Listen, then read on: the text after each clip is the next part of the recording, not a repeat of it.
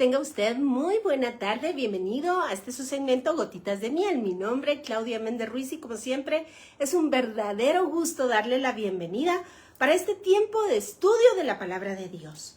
Y bien, este día iniciaremos un tema que es verdaderamente trascendente. Estamos viviendo tiempos importantes. La Biblia misma dice que los patriarcas quisieron contemplar lo que usted y yo estamos viendo y que no les fue posible. Pero nosotros que estamos en este tiempo, tal y como alguna vez le dijera Mardoqueo a su sobrina Esther, a lo mejor para este tiempo Dios te ha puesto sobre esta tierra, es importante que caminemos a la luz de la palabra. Ella es como antorcha que alumbra en el día oscuro. Así que, entendiendo la profecía, podemos caminar sabiendo, confirmando que esta palabra, hermosa palabra, es viva, es eficaz y es más cortante que toda espada de doble filo. ¿Y sabe usted que frente a nuestros ojos se cumplen cada uno de los detalles que acá están descritos? Pero la iglesia, a lo mejor, permanece dormida, tal y como aquella novia en el libro de Cantares, que el autor la describe como aquella mujer que sus latidos estaban a punto de parar. Cuando habla acerca del sueño profundo en el que esta mujer estaba, déjeme decirle que la similitud con la que el lenguaje hebreo la compara es precisamente unos minutos previos a su muerte. Así que nos hemos propuesto platicar de estas buenas nuevas que por supuesto solo podemos encontrarlas en la palabra de Dios y hacerlas nuestras a través del sacrificio de Cristo en la cruz. Que si debemos temer por lo que está sucediendo, por supuesto que no, porque fiel es aquel que prometió y él dijo: no temas, yo estaré contigo hasta el fin del mundo. El Señor ha sido fiel y continuará haciéndolo, es su propia naturaleza. Y tal y como Él mismo lo anunció, no hace nada sin antes hablarlo, anunciarlo a sus siervos los profetas. Así que en esta santa palabra, bendita palabra, está escrito y descrito absolutamente todos los detalles de lo que nosotros hoy escuchamos por los telenoticieros, nos damos cuenta por redes sociales y efectivamente estamos con nuestros sentidos atentos para ver el desenlace de esta historia que, déjeme decirle, como es nuestra costumbre, encontramos en el libro de los principios, el libro de Génesis, la causa de toda esta situación. Así que sin irnos más lejos y darle más vueltas al asunto, yo le quiero a usted, por favor, sugerir que tome su Biblia y me acompañe con la lectura de la Biblia. Por supuesto, en mi caso yo utilizo Reina Valera porque es la versión que usamos frecuentemente, pero por supuesto que usted utilice la que más le convenga y le agrade. Vamos a hacer nuestra lectura después de que yo le cuente a usted el comienzo de un pueblo, tal y como lo dice en el libro de Génesis, y que está en el corazón de Dios desde aquellos inicios hasta el día de hoy. Y es que en 1948, de acuerdo a la cuenta del calendario hebreo, es decir, a partir del sexto día de la creación para acá, el año 1948, nace un personaje que sería nombrado como el patriarca del pueblo de Israel. Efectivamente, el patriarca Abraham. Y Abraham le creyó a Dios, dice la Escritura, y le fue contado entonces por justicia. Déjeme decirle, entre paréntesis, que la salvación siempre ha sido de la misma manera, por medio de la fe. Así que Abraham le creyó a Dios y le fue contado por justicia, dice la palabra. Abraham se casó con una mujer, cuentan las Escrituras, que era excepcionalmente hermosa y además con un corazón entregado para Dios. Esta era Sara. Y Sara era estéril Por tanto, no podían tener descendencia. Ya siendo ambos muy mayores, no habían visto heredad. No había visto quién les heredara todas las riquezas que Dios les había dado. Por tal razón, Abraham clamaba al Señor y el Señor oyó su clamor. Pero déjeme decirle que, siendo que Dios mismo le había prometido un hijo con su mujer, con su esposa Sara, Sara seguramente en el afán de la maternidad quiso darle una ayudadita a Dios, así que le entregó a Agar, su sierva, la sierva egipcia, a su esposo Abraham. Y como usted se imaginará, cuando nosotros los hombres hacemos las cosas a nuestra manera, en definitiva, nunca salen bien. Pero Agar tuvo un hijo de esta relación. Y aunque en los términos de la antigua Mesopotamia esto era posible, y siendo que la dueña de la sierva era Sara, se concebía este hijo en nombre de la ama, es decir, de Sara. Pero este niño, Ismael, creció siendo muy mimado y muy consentido. Pero la Biblia ya nos daba una idea de quién sería este hombre. Posteriormente, al crecer, siendo que es hijo de una egipcia con el padre Abraham, se convierte en el patriarca del pueblo árabe. Pero vea usted qué atinada descripción de la Biblia en el capítulo 16 acerca de este hombre. Y mire usted, le voy a comenzar a leer desde el verso 11 de este capítulo para que nos pongamos en contexto. Y dice así: Además le dijo el ángel de Jehová: He aquí que has concebido y darás a luz un hijo, y llamarás su nombre Ismael, porque Jehová ha oído tu aflicción. Verso 12. Y se lo voy a leer primero en español y luego le voy a hacer una aclaración desde el hebreo y usted verá algo verdaderamente impresionante. Y dice así el verso 12. Y él será hombre fiero. Su mano será contra todos y la mano de todos contra él. Y delante de todos sus hermanos habitará. Fíjese usted que en el español, pues vemos que es un hombre fiero, dice acá la palabra. Pero en el idioma original, es decir, en el hebreo, sucede aquí algo que llama la atención. En el hebreo se pone el sustantivo y luego el calificativo. Así, hombre fiero está traducido acá como una forma correcta del español. Igual sucede en el hebreo. Pero en este pasaje específicamente sucede que se transponen las formas, es decir, se pone la palabra pele antecediendo a la palabra ish. Ish es hombre. Así que, ¿qué quiere decir pele? ¿Y por qué está antes de la palabra ish? Pues déjeme contarle que pele se refiere a una bestia, a la bravura de un burro. Y sí, los sabios explican que le antecede el adjetivo calificativo al sustantivo porque este hombre es más bien tendido a la bestialidad más que a la humanidad. Y usted puede ver cómo de su descendencia, y ojo que no estoy hablando de todo el pueblo árabe, pero aquí hay un gen que nos habla acerca de lo que hoy podemos ver en las noticias, acerca del extremismo de estos pueblos que, vuelvo a repetir, y no tenemos absolutamente nada en contra del pueblo árabe.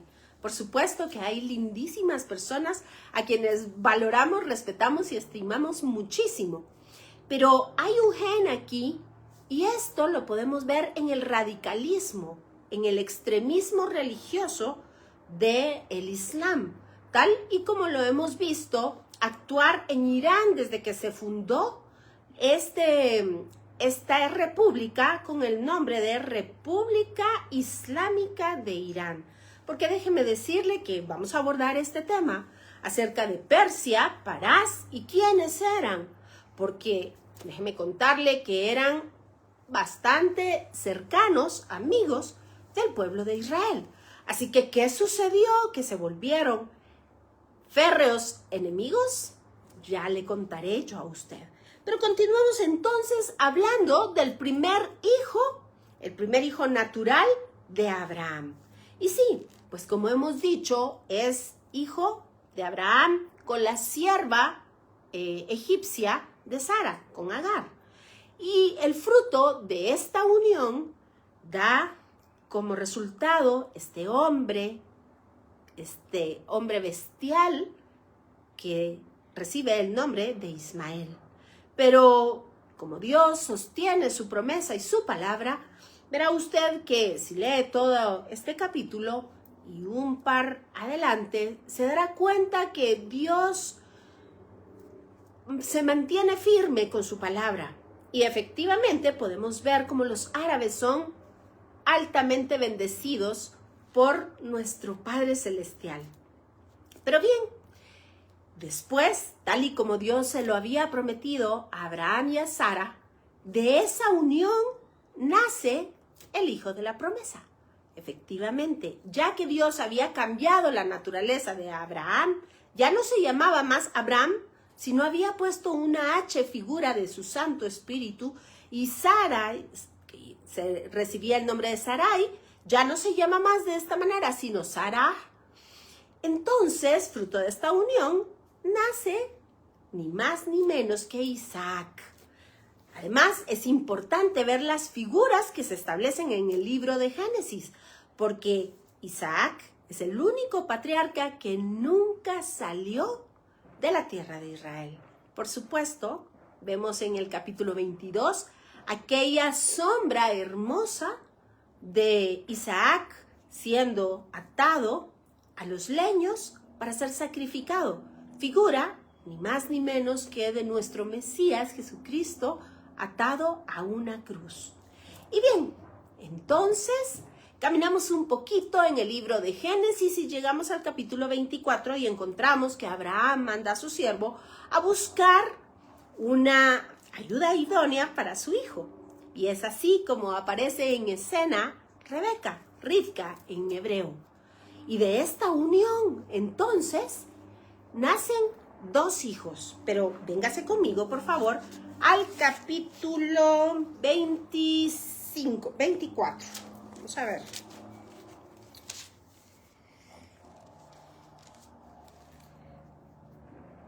Dice así. Estoy en el capítulo 25, verso 21. Y oró a Isaac a Jehová por su mujer, que también era estéril. Y lo aceptó Jehová y concibió Rebeca su mujer. Los hijos, imagínense esto. Y los hijos luchaban dentro de ella. Y dijo, si es así, ¿para qué vivo yo? Y fue a consultar a Jehová. Y le respondió Jehová, 2 naciones hay en tu seno, y 2 pueblos serán divididos desde tus entrañas. Un pueblo será más fuerte que el otro pueblo, y el mayor servirá al menor. Cuando se cumplieron sus días para dar a luz, he aquí, había gemelos en su vientre, y salió el primero rubio, y era todo velludo, como una pelliza, y llamaron su nombre Esaú, o Esab en hebreo. Después salió su hermano, trabada su mano al calcañar de Esaú, y fue llamado su nombre Jacob. Y era Isaac de edad de 70 años cuando ella los dio a luz. Y quiero contarle una cosa. Fíjese usted que en el original hebreo, cuando dice acá que este niño que salió primero, que era rubio, y dice y era todo velludo, la expresión que se utiliza es como alguien que está totalmente maduro, como un pequeño hombrecito velludo porque ya es mayor. Así que seguramente debió ser un poco espeluznante ver un bebé recién nacido con características de un varón ya completamente desarrollado. Déjenme por favor saludar a Juan Carlos, mi querida Sandra Cordón, Leonardo Sarabia y mi querida Julita de Ayala. Bendiciones para cada uno de ustedes. Muchas gracias por estar en esta transmisión. Que el Señor les bendiga.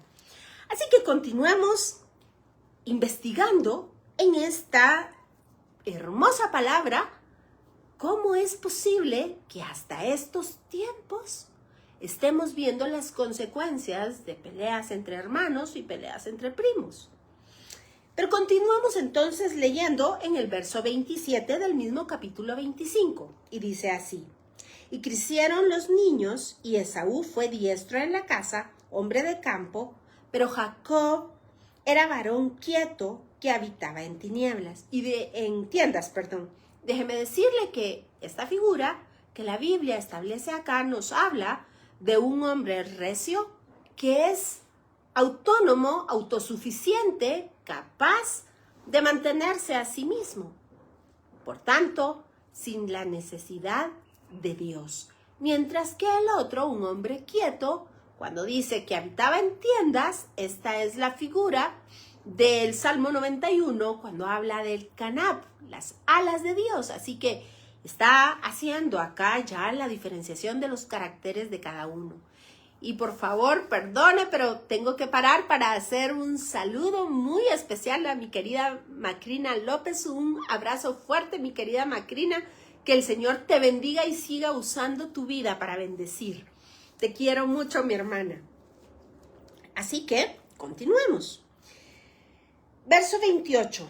Y amó Isaac a Esaú porque comía de su casa, mas Rebeca amaba a Jacob.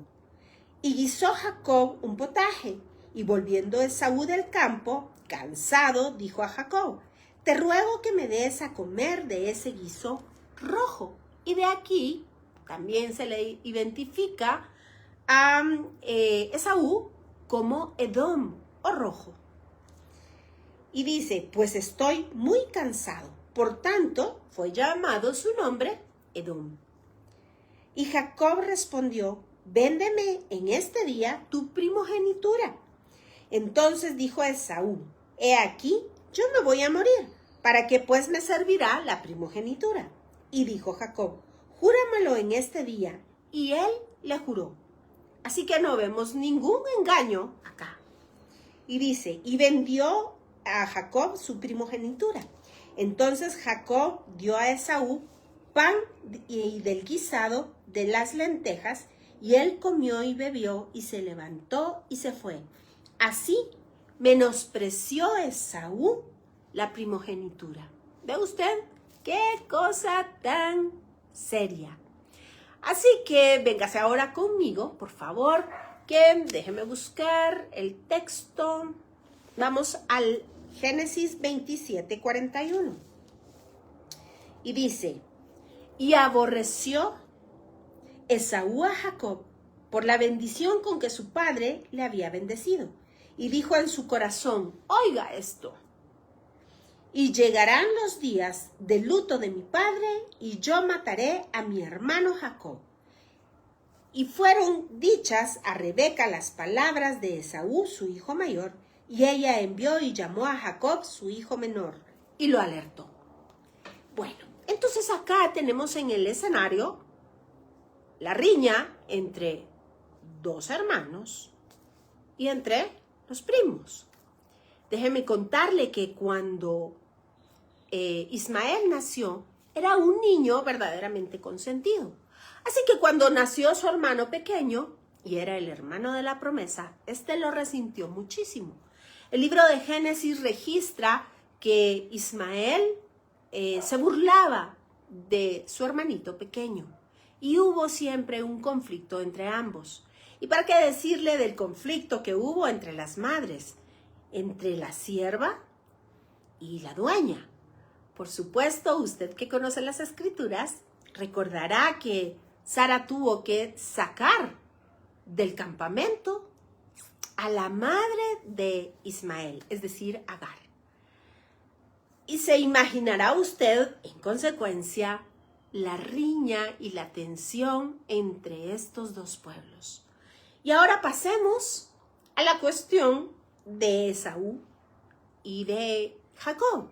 Ve usted que Esaú claramente molesto, enojado por la bendición con la que el padre lo había bendecido, siendo que él mismo rechazó la primogenitura, se propone que en los días del luto de su padre matará a su hermano.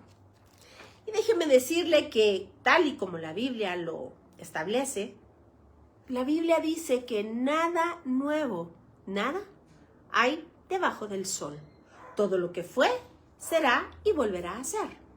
Esto es lo que los judíos en la teología hebrea llaman la señal de los padres. Es decir, el libro de Génesis es un libro en el cual se registran muchas historias, muchos detalles, muchas cosas importantes que luego, con el devenir de los tiempos, con las generaciones, veremos que esto es un patrón que se repite y se repite y se repite de distintas maneras con distintos personajes, pero la esencia de tal cosa es la misma.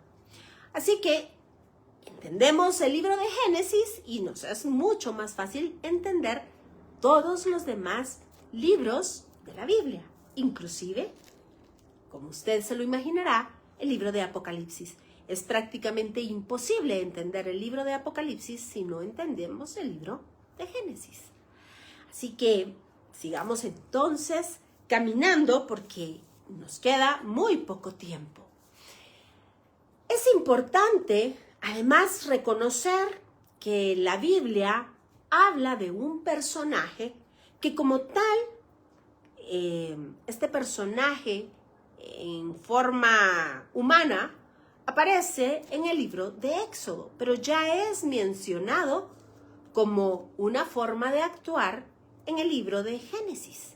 Así que sabemos que hay descendencia, un linaje, pero también es una forma de ver las cosas. Y me estoy refiriendo ni más ni menos que al terrible Amalek.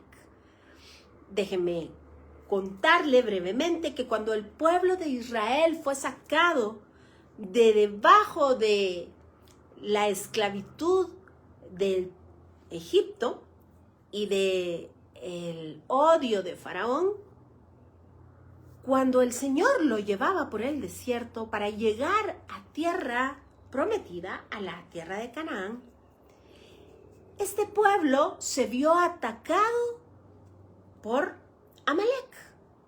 Y Amalek lo hizo de una manera tan sucia, tan baja, tan vil y cruel, porque atacó la retaguardia del pueblo de Israel. Es decir, allá donde estaban, al final de la cola, las mujeres, los niños y los ancianos. Pero ¿quién es este Amalek? Amalek es el nieto de Esaú. Porque fíjese usted que Esaú, contrario a todo lo que sus padres hubiesen querido, Esaú se va a buscar unas mujeres de pueblos idólatras. ¿Recuerda usted que yo le dije que Abraham había mandado a Eleazar el siervo para buscar esposa a su hijo? Y es ahí de donde aparece Rebeca, la hermosa Rebeca. Pues las instrucciones que Abraham le da a su siervo son puntuales y las podemos encontrar, como le repito, en el libro de Génesis, en el capítulo 24. Y entre ellas era que la jovencita, para desposar, debía ser de su propia familia, de sus propias generaciones. Porque si hacemos una memoria retrospectiva, habían otros pueblos que descendían, por ejemplo, de la tribus de Canaán. Canaán, el nieto de Noé. Y es que, ¿se recuerda usted que Can había sido maldecido a causa de que habían visto la desnudez de su padre? Así que Abraham le dice al siervo, por favor, no vayas a escoger ninguna jovencita que venga de esa estirpe. Y esto es vital y es importante para lo que usted y yo estamos contemplando el día de hoy en el Medio Oriente. Y usted me va a decir, pero ¿cómo vienen los lazos por ahí y cómo se une la historia? Yo le voy a ir contando semana a semana cómo podemos llegar hasta el día de hoy y encontrar esos vínculos que nos unen. Pero regresemos entonces a Amalek. Amalek es esta figura que personifica ni más ni menos que el mal. El mal, el que está aquel que se opone a Dios y todo aquello que tiene relación con Dios. Véngase por favor conmigo al capítulo 17 del libro de Génesis.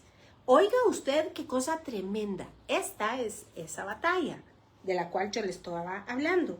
Y dice así en el verso 8.